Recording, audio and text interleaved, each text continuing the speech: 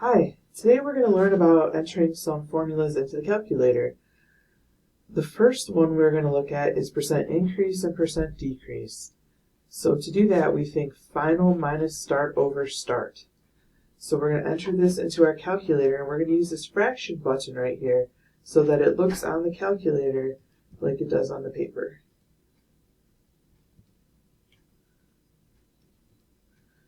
Okay, so then I can hit equals, and I get 2/5. Now let's say I don't want 2/5, instead I want a decimal. I have this S to D key right here, and that changes it to a decimal. And I can change it back. Okay. Alright, next one. Compound interest. So compound interest formula, I've entered in some values here. Let's go ahead and put this in our calculator. So take a moment.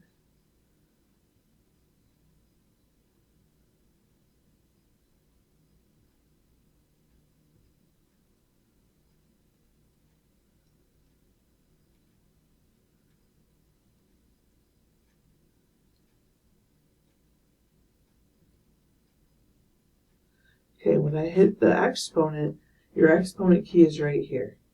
So it's X with a little box on it.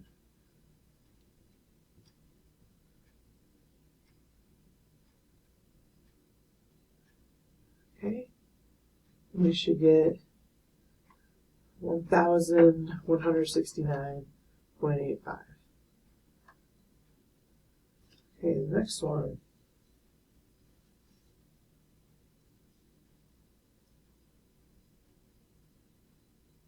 Present value needed. Alright, so we're going to put this in the calculator, and again we're going to try to make it look like it does on the paper. So I'm going to use the fraction key.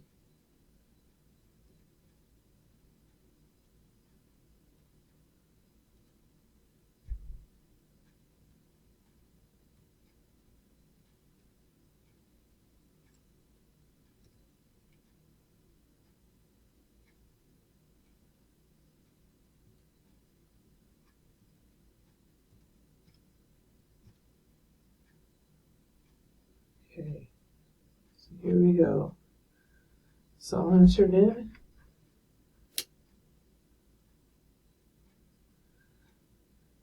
That's what we're getting.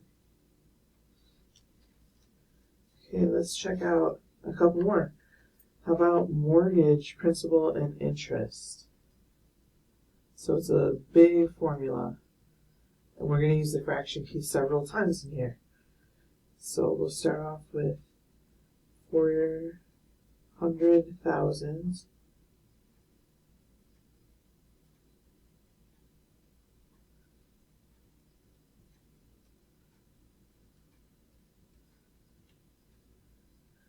Okay, so we have our numerator.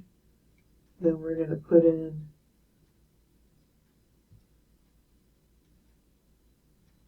the denominator.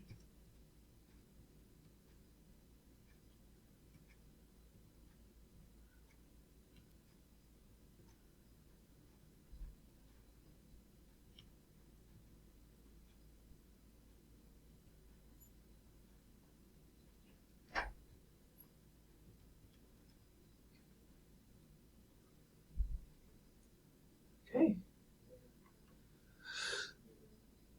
Alright, let's try another. How about ordinary or fixed annuity? Another big looking formula. We'll just use the fraction key a couple of times. So bracket is just like another parenthesis. So we can just put parenthesis in for the bracket there. Alright, so put in 100, parenthesis, parenthesis, 1 plus, and go from there.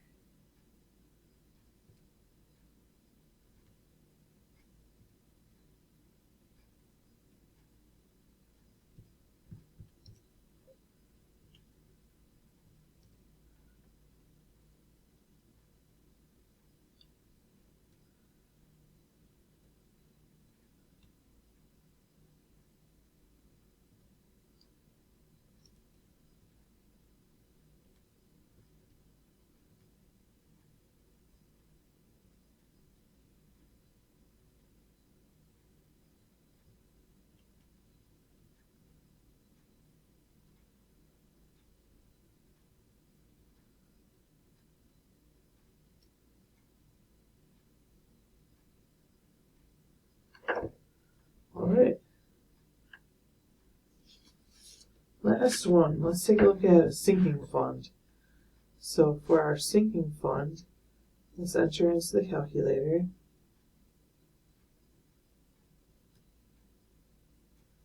Using the fraction key.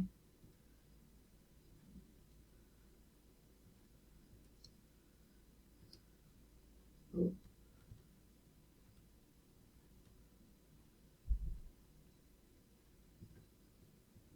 Start over there.